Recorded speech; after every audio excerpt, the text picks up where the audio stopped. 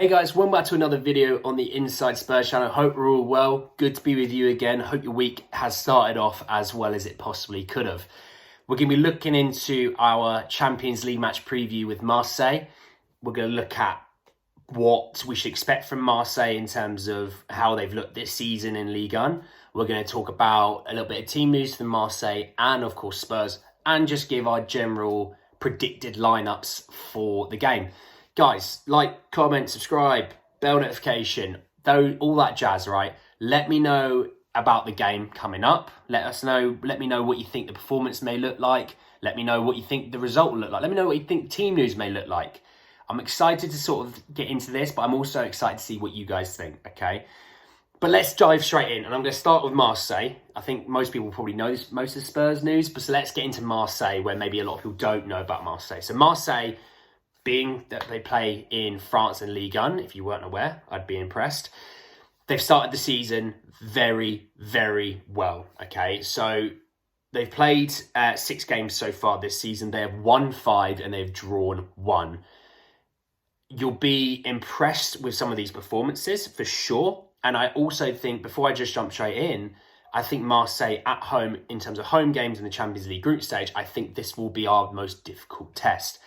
They're a team last season that did very, very well in Ligue 1. And if you aren't aware, when I reacted to the Champions League draw a little while ago now, it's been a little while since that happened, I did sort of go into each team and how they performed last season. Frankfurt were a mid-table team, so focusing on the Europa League, hence why they were pot 1. Sporting Lisbon had a good season, finishing second in the Premier Liga. But Marseille also finished second in Ligue 1 in the PSG Invitational. So let's have a look at the performances of the team this season. So this season, they started off their campaign with a 4-1 win against Rennes. They then, a week later, drew away to Brest 1-1. They then won against Nantes 2-1 and with a man sent off in that game. They then had their most impressive away victory of a 3-0 win away to Nice. They then beat Clermont 1-0 and then won last weekend away to Auxerre. So, as you can tell, strong performances, and also 3 clean sheets in a row. 2 of them being away clean sheets as well. That's quite impressive, okay? They're a team that scores a lot of goals, and they really do not let in a lot. They've scored 13 this season, and they've let in 3. They've actually conceded the least goals in Ligue 1 this season. PSG have conceded 1 more than them. So, other than that, most teams have sort of conceded... Well, actually, Lyon have conceded 4 as well, but most teams have conceded sort of 7 onwards. You know, Marseille have conceded half the amount as most teams, if not even more. So they started off very, very well. They're joint top with PSG. PSG have scored more, hence why they are top on goal difference, but they have started the season very, very well. I went through what they did last season in terms of Ligue 1, so I will quickly just tell you about it this time, just so you're aware. Finished second in Ligue 1 last year. They won 21. They drew 8, lost 9. They scored 63 goals and conceded 38. Goal difference of 25. They finished 15 points behind Paris Saint-Germain and finished 2 points clear of Monaco, who were in third. Conceded 1 a game basically last year, and they scored, you know, probably about 1.7-ish per game, okay? This season, they've started it so much better. They're conceding 1 in every 2. They're scoring 2 in every 1. So they really have turned the gear. They brought a lot of players in this season. So it's definitely something that has helped a lot within their group. Talking about team news, and there are a few players missing from Marseille for Wednesday's game. So they're missing Cedric Bakambu, the striker, and they're missing Bamba Dieng. They've been left out of the Champions League squad because they're actually supposed to move on deadline day and their transfers collapsed. That seems to be a common theme with players leaving the Ligue 1 scene on deadline day. A lot of collapsed transfers. Not sure what's happened there. But they're missing one of their talisman. Missing Dimitri Payet. He's out with a calf issue. If you must all remember Dimitri Payet from being at West Ham. Bit of a cult hero. One of those players, whenever you think about when people talk, the streets will never forget. He's always in that conversation, okay? You know, when you think about that, they're missing quite a big player there. They're also missing Samuel Guijo, who will be most likely replaced by Kolasinac, obviously the former Arsenal player who moved, I think it was this summer. It was, I think his contract terminated, or he was let go on a free, either way. So, yes, they're missing a few players there. Now, I'll kind of go through what I think their starting lineup will look like. Hell, I may have it completely wrong. I may have it spot on. I might be there or thereabouts. It's hard to predict with Marseille. I'm not going to sit around and say I'll watch them week in, week out. But definitely, I'll be sort of talking about sort of what you can expect from them. So what I think their team will look like, I think Lopez will start in goal. I think we'll look at Mbemba, Bellardi, Kolasinac, Klaus, the right wing back. Rongier, Veretout, the Roma midfielder, also used to play at Aston Villa, so that may trigger a few memories. Tavares, Guendouzi, Gerson, and Sanchez. So it's littered with ex-Arsenal players, just like Besiktas are littered with ex-Spurs players, or what Hull City used to be when we let Livermore go there, and Huddleston went there, and Mason went there. There was quite a few boys there, but yeah, it looks like it's a bit of a Arsenal rejects team. I mean that in the nicest way possible. It's still a strong team. It's not a team you can definitely take for granted or take lightly. What I would say about that team is, I believe every Champions League home game is a must-win. I think you need to be taking 9 from 9 in your Champions League home games. I also think that puts you in such a good spot that you just probably need to nick another win out of the next 3 being away from home, and you probably finish the group top with 12 points. The amount of time people get through with 8 and 7 points, if you can just say, look, we've got 12 points, we're through. Just forget about it. And what we want to try and do is get to the 6th game, or even the 5th game even, and go, we don't need to play the strongest team. We will get through first. And that's when you then start to see what you have with Brian Hill and Japhet Tanganga and Jed Spence and, you know, what you get from these sort of guys. I think it's important that we get to that spot that you really don't have any issues qualifying, okay? So coming on to Spurs and a little bit of team news. So 2 players that we were missing basically last weekend, we're still missing, which is Lucas Moura and Brian Hill.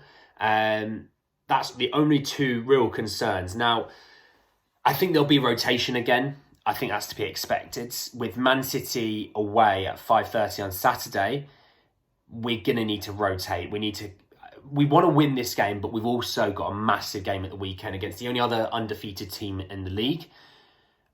I'm not going to sit here and say Man City's a must-win game. Not at all. Not whatsoever. But we need to be able to put out probably our strongest team if we're going to have a chance of winning that game. Not drawing, just winning. We saw last year with a team that wasn't so strong that we could pick up a point from we could win at Man City. But when you've got players like Erling Haaland who are scoring 37 goals a game, we're going to need to probably be on it a little bit. And we need our strongest back 5, our strongest 2 in the midfield, our strongest 3 up front. So what I think the team will look like for Marseille, I think you'll find Lloris in goal, shock, as I always say. From right to left, I think you'll find Romero, Dyer and Davies. I think from the wing-back positions, you will see Emerson and Sessegnon. I'll explain why. I think it probably will be Perisic, but what I want it to be is Sessegnon. The 2 midfielders, I can see it being Bentancur and Højbjerg. And the front 3, I really can't see you dropping Richarlison out of the performance that he had at the weekend against Fulham. I think you'll find a front 3 of Kulusevski, Richarlison and Kane. Now, the reason why I said... so let me start at the back first. The reason why I said Davies instead of Longley, just because I think... And I can see it being... This is one of the tougher ones to predict in terms of, you know, his pairs being dropped X, Y and Z. I can see Davies playing at the weekends because of the fact that he's played against Man City so many times. He blocks so many shots. He is good on the ball. He can go into the channels to help out our left wing back. I think that's important, especially when Mahrez is over there, or Walker's over there, or KDB's even over there. I think you could sit there and say, yeah, it will be Longley. Played very well at the weekend. I have no issues Longley playing in either game, personally. But I see Davies playing in the week. But if it was Longley, 0 complaints there. Be very happy to see a little bit of Longley. I want to see more of him. Moving into the right wing back, Emerson, he's been the main guy every single week. for Spurs at the wing-back position. I hope to see Doherty, in my opinion. I want to be able to say, right, we need to get Doherty some minutes. Now, it might be a thing where Emerson plays for 60 minutes and Doherty gets 30 or whatever it might look like. But I think it's important that we start putting some yards, as they say, yards into the legs. Doherty and Spencer are important players in the squads, and they've not really been getting any minutes. And how are you expecting them to get to match fitness if you're not going to give them any minutes? So I'd expect to definitely see one of them against Marseille for sure. But I do think Emerson starts. The left wing back, the reason why I think look, I want it to be Perisic because I love Perisic and he's an unreal player and he can beat a player. He doesn't even look that quick, but he'll beat you somehow. It's one of those weird things, but actually he is quite quick. I think Session would be the smart move because I want Perisic fit for the weekend. When you think of Man City, you think of like how good they are. You need to be able to get up the pitch when you do get a chance to be able to beat a player and whip in a ball and all these things. We saw it at Kulusevski against City last year when he was whipping in balls. Kane was causing problems. We need to be able to feed Kane. And I don't know if Session will be that guy. Session, I think, defensively was brilliant against City. But I think Perisic will be the guy against City. So I don't know if it's a thing where Conte's thinking if we can get up by at least 60 minutes in, maybe Session comes on and gives Perisic that rest. I don't know. But I think it'd be smart to play Session on this game.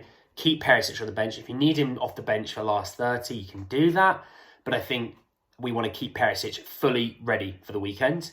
The midfield too. Now, there was a comment in the last video, or one of the last videos, sorry, that we need to get Basuma some more minutes. We need him to get up to speed and challenge the two in midfield. Now, it's ironic that he's playing at a time at Spurs where Højbjerg seems to be a different beast and he's mega. And Bentancur, I think, is our best midfielder, but he's playing so well. And you saw the difference at West Ham than it was at Forest and Fulham. I know teams-wise, you may find that West Ham is a harder game, granted, but Bentancur just links up midfield, defence and attack so very well. Works so hard, good in the air, physical. And against West Ham, maybe that was what we're missing. You got two big centre mids for West Ham. Maybe we needed our own in there. I don't know. But it was a comment that I did think I agree with because we need Basuma to get up to speed in the Conte system because he's going to be so massive this year.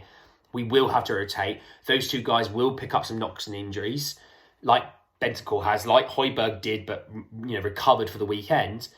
I would have loved to have seen Bentancur against West Ham, obviously concussion aside, and Basuma at the weekend against Fulham. Wasn't to be, but I can see Basuma playing in the week in a way. I hope he plays in the way, but I also think Conte loves Bentancur and Højbjerg. He does. Front three, I think Kulusevski comes back in. I was really surprised to see him dropped for the weekend, if I'm honest. I see him coming back in. I see Son being on the bench and Richarlison moving over to the left-hand side, and obviously Kane being Kane. The reason why I say that, Son always plays massive games against City, right? Just give him a rest. Maybe he's just knackered and maybe he just needs a bit of time off in the week. I'm not saying he wouldn't get any minutes, not at all. He would be on the bench and he would probably come on. But I think it's important that Son would also not take that as, I've been dropped. Kulusevski got dropped in the weekend. He was playing really well. We have a great front attacking area. We need to keep developing that, okay? So yeah, like I said, I think that's the team. Let me know in the comment section what you think about the team, my team even, and let me know what you think your team would look like. Give me your score predictions as well. My score prediction, I think we're going to win 2-0. I do think we're going to win 2-0. I think our attacking power might be a little bit too much for Marseille. I would hope our defence is enough to handle an Alexis Sanchez and things like that, okay? But let me know what you think, guys. Let me know what you think the score looked like I said, and the team and what they may look like. But anyway, that is the end of my video. Comment, like, subscribe, bell notification, all that jazz. Also, in the description, you'll see our socials. Give us a follow, all right? I sometimes post some stuff over there as well. But guys, that is the end of the video, and I will see you all in the next video very, very soon. Take care, lads.